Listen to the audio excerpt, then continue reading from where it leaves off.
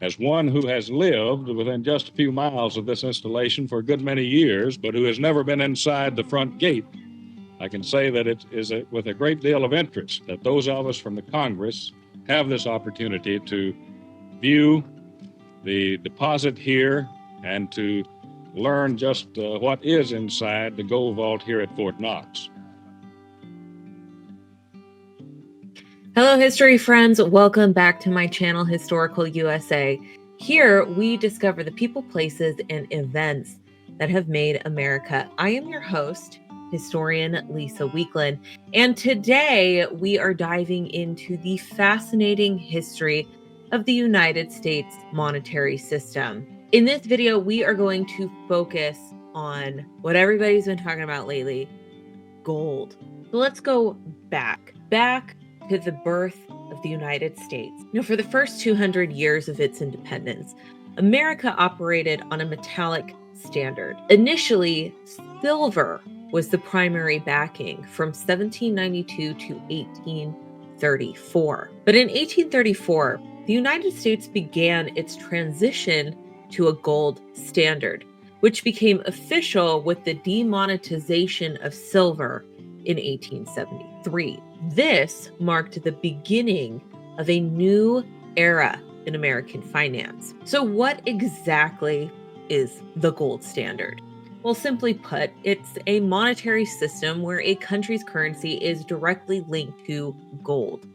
This means that the government agrees to convert each unit of currency into a specific weight of gold, ensuring that paper money holds intrinsic value. But as we'll see, this system has evolved dramatically over the centuries.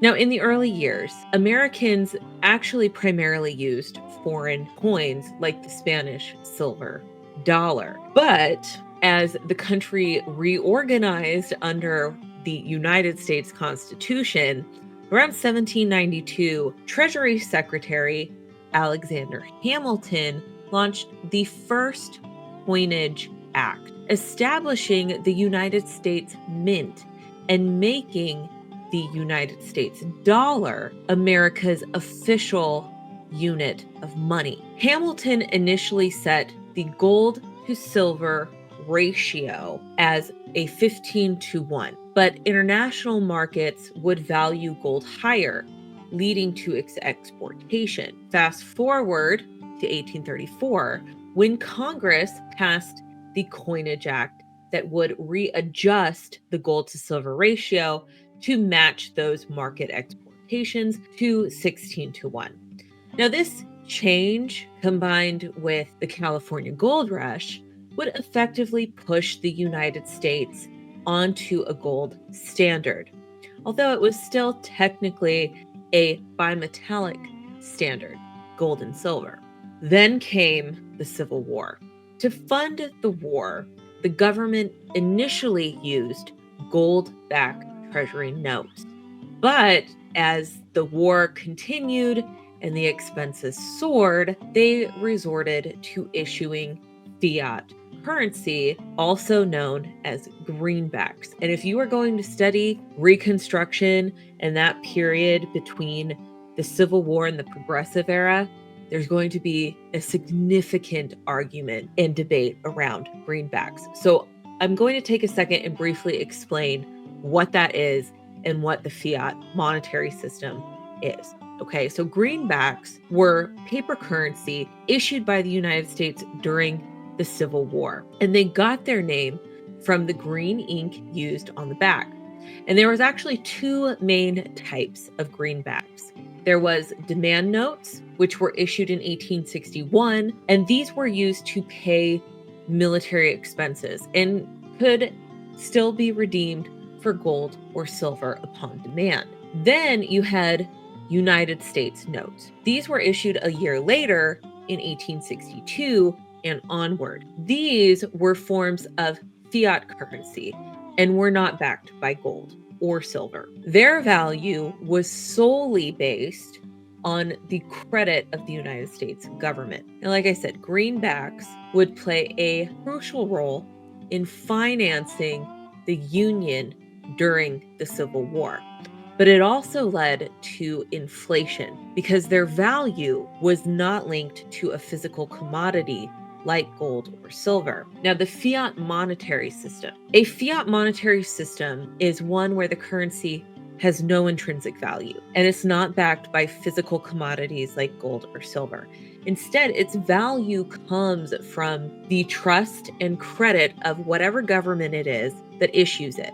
The government maintains the currency's value through monetary policy and economic regulation and flexibility. Governments can control the supply of fiat money to manage economic conditions such as inflation and recession. And remember that because as I go on in this video, we are going to explore that flexibility here. But it is in the Civil War that the United States, for the first time, flirts with the currency and a fiat monetary system. Now, the war is over. It's 1871. Grant is the president. And many foreign nations have adopted the gold standard, particularly Europe, by 1873. The United States would officially demonetize silver altogether, marking the end of the bimetallic standard. This was a very controversial decision, and many of Grant's critics labeled this as the crime of 1873. What it did was significantly decrease the money supply in the United States, but it also paved the way for the United States to become a global economic powerhouse. Now, during the late 19th and early 20th centuries, also known as the Gilded Age, the United States experienced unprecedented growth. And if you haven't watched my video on McKinley, you can go back and watch that. I talk a little bit more about the rise of that economic growth and the tariff system if you are interested in a deep dive on that. But during the Gilded Age, innovations flourished. From the telephone to the airplane, and labor conditions improved significantly for many. The gold standard would provide the stability that allowed for this economic growth to thrive. But then came the Panic of 1907, and it all came crashing down.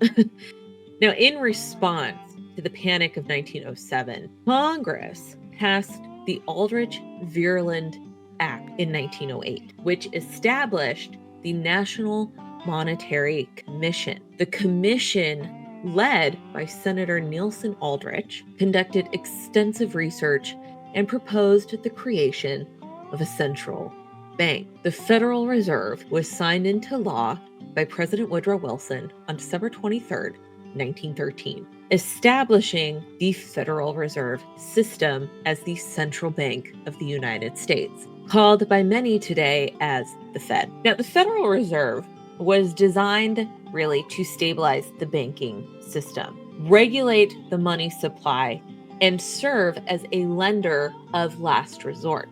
That's what its intention was. Its structure did include a board of governors in Washington, D.C., and 12 regional Federal Reserve banks across the country, balancing the interests of different regions and sectors of the economy. The creation of the Federal Reserve would mark a significant shift in the United States monetary policy, providing a more stable and, more importantly, flexible financial system that could better respond to economic challenges such as the Panic of 1907. Now, as we moved into the Roaring '20s, the United States experiences significant economic growth and prosperity. The decade was marked by industrial expansion, technological advancements, and a booming stock market. However, this period of growth was fueled by the Federal Reserve's monetary policies.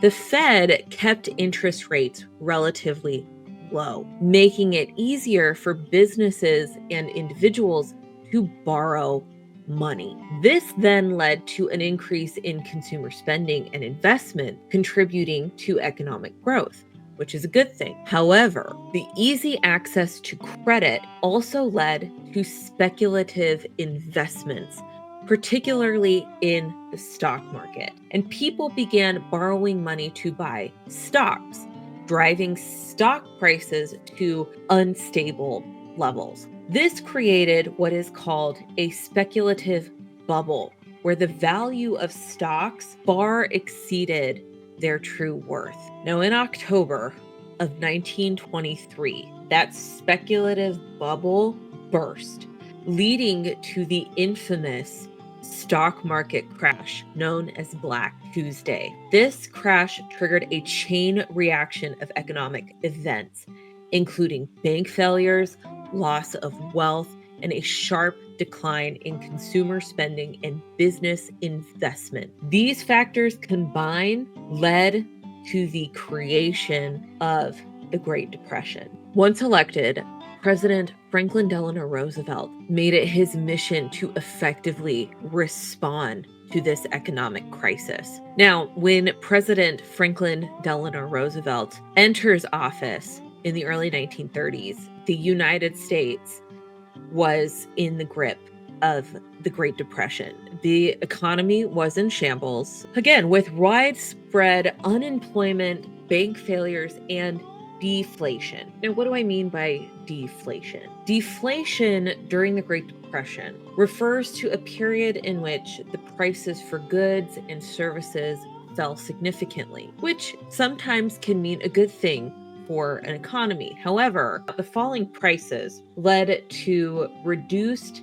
business profits, which caused companies to cut jobs and wages. And the value of money increased, making it harder for people to pay off their debts. So, in summary, deflation during the Great Depression made an already bad economic situation much worse by reducing spending and increasing the debt burden, which caused a widespread financial panic, hardship, loss of jobs, loss of businesses. It wasn't good. But the gold standard, which required the United States dollar to be backed by gold, limited the government's ability to respond to this crisis. So what President Franklin Delano Roosevelt came up with was a bold and controversial, even to this day, step. On April 5th, 1933, he issued Executive Order 6102, which required American citizens to turn in their gold coins, gold bullion, and gold certificates to the Federal Reserve in exchange for paper currency. And in many cases, this was not a voluntary order. The order effectively confiscated privately held gold and actually made it illegal for individuals to own a significant amount of gold. But why confiscate the gold? Well, there were several key reasons behind this monumental and controversial decision, and let's explore those. First, the gold standard limited the Federal Reserve's ability to increase the money supply because it required a certain amount of gold to back each dollar. By confiscating gold, the government could increase its gold reserves, allowing the Federal Reserve to issue more money and stimulate the economy. Second, during the Great Depression, many people began to hoard their gold as a safe haven, further reducing the money supply and exacerbating that deflation. Let me make it clear that the banks will take care of all needs. And it is my belief that hoarding during the past week has become an exceedingly unfashionable pastime. You people must have faith. You must not be stampeded by rumors or guesses. Let us unite in banishing fear. We have provided the machinery to restore our financial system, and it is up to you to support and make it work. It is your problem, my friends, no less than it is mine. Together, we cannot fail. The confiscation aimed to bring this hoarding of gold back into circulation. Third, by increasing the money supply, the government hoped to combat this deflation, encourage spending, and stabilize the economy. This move was part of a broader strategy to restore confidence in the financial system and promote economic recovery. Now, with the confiscation of gold, the government needed a secure place for storage. This also led to the creation of Fort Knox. Fort Knox's official name, though, is the United States Bullion Depository. And most of us know Fort Knox is located in Kentucky, and it was completed in 1936. The first shipments of gold to Fort Knox was in 1937, and it was transported by rail under heavy military guard. On a side note, Fort Knox is renowned not only for its vast gold reserves, but also its intense security measures. The depository is protected by a combination of military personnel and high-tech surveillance systems, and a 22-ton blast-proof door. Now, the exact amount of gold currently stored at Fort Knox is under speculation. However, it is estimated to be around 147 million ounces, valued at billions of dollars. Fort Knox has played a pivotal role in several historical events. During World War II, the Declaration of Independence and the United States Constitution and other important historical documents were actually temporarily stored at Fort Knox to protect them from any potential enemy attacks. Now, as World War II loomed, the United States needed a way to support its allies and fund its own military efforts. Now, the Lend-Lease Act was signed into law in 1941. President Roosevelt, with the people of the United States and their immense resources to support him, has indeed inflicted a smashing defeat on the dictators, whose ultimate fate is now doubly certain. For America is now at work fulfilling the recent words of the President. The people of Europe who are defending themselves do not ask us to do their fighting. They ask us for the implements of war, the planes, the tanks, the guns, the freighters, which will enable them to fight for their liberty and our security. Emphatically, we must get these weapons to them in sufficient volume and quickly enough so that we and our children will be saved the agony and the suffering of war, which others have had to endure. It is the purpose of the nation to build now, with all possible speed, every machine and arsenal and factory that we need to manufacture our defense material. We have the men, the skill, the wealth, and above all, the will. We must be the great arsenal of democracy. Now, the gold-backed U.S. dollar provided financial stability needed to fund the Lend-Lease program and other wartime expenditures. At Bretton Woods, New Hampshire, delegates from 44 allied and associate countries arrived for the opening of the United Nations Monetary and Financial Conference. Invited by President Roosevelt to the first major world financial meeting since the London Conference of 1933, they will work in the seclusion of this White Mountains resort.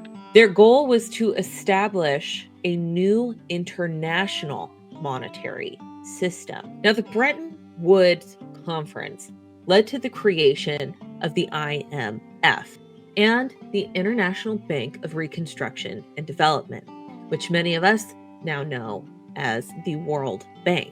The gold stored at Fort Knox provided the financial backbone for the U.S. dollar. This financial stability was crucial in establishing this international monetary system, also known as the Bretton Woods system, which pegged other currencies to the U.S. dollar, which itself was backed by gold. Delegates to this monetary and financial conference pose on the hotel lawn. These meetings are designed to promote trade in the post-war world and to create a foundation for lasting peace. But by the early 1970s, the United States was facing a series of economic challenges. Inflation was on the rise, partly due to increased government spending and social programs. And we can't forget the Vietnam War. Additionally, the United States was dealing with a pretty significant trade deficit, which meant even more dollars were held overseas than the United States had gold to back them. There was also a looming threat of a gold run, where foreign governments and investors were converting their United States dollars to gold, rapidly depleting the United States gold reserves. This in turn put immense pressure on the United States to maintain the gold standard. However, the Bretton Woods system was becoming unstable. And on August 15th, 1971, President Richard Nixon would announce the suspension of the gold standard. We must protect the position of the American dollar as a pillar of monetary stability around the world. In the past 7 years, there's been an average of one international monetary crisis every year. Now, who gains from these crises? Not the working man, not the investor, not the real producers of wealth. The gainers are the international money speculators. Because they thrive on crises, they help to create them. In recent weeks, the speculators have been waging an all-out war on the American dollar. The strength of a nation's currency is based on the strength of that nation's economy. And the American economy is by far the strongest in the world. Accordingly, I have directed the Secretary of the Treasury to take the action necessary to defend the dollar against the speculators. I have directed Secretary Connally to suspend temporarily the convertibility of the dollar into gold or other reserve assets, except in amounts and conditions determined to be in the interest of monetary stability and in the best interest of the United States. Now, what does this action, which is very technical, what does it mean for you? Let me lay to rest the bugaboo of what is called devaluation. If you want to buy a foreign car or take a trip abroad, market conditions may cause your dollar to buy slightly less.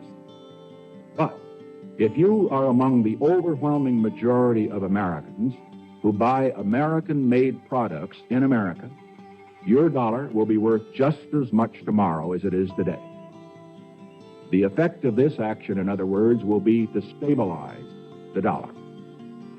Now, this action will not win us any friends among the international money traders. But our primary concern is with the American workers and with fair competition around the world. This decision effectively ended the Bretton Woods system and marked another significant shift in global finance. So what did Nixon do? Well, Nixon's decision led to the adoption of floating exchange rates, where currency values are determined by market forces. Now, if our dollar was not backed by gold, how would we maintain global demand for the United States dollar?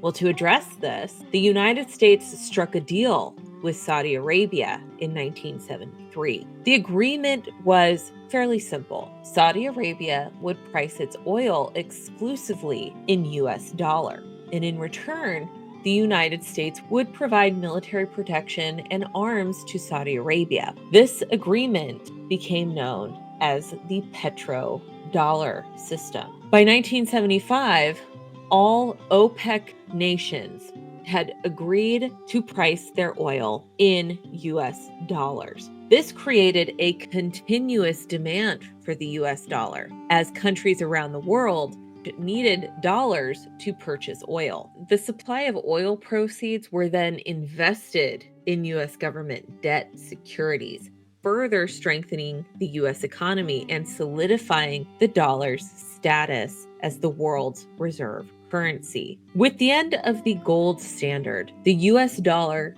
became a fiat currency, meaning its value was no longer backed by physical commodity like gold. Instead, its value was derived from the stability and trust in the US government. Now, more modern paper currencies, including the euro, British pound, Japanese yen, those are all fiat currencies. This system is aimed to give central banks greater control over the economy as they can manage money supplies and influence inflation. But this raises an important question. What truly backs the dollar now? Is it the strength of economy or is it something else? Interestingly, gold still does play a significant role in the global economy. Central banks hold substantial gold reserves.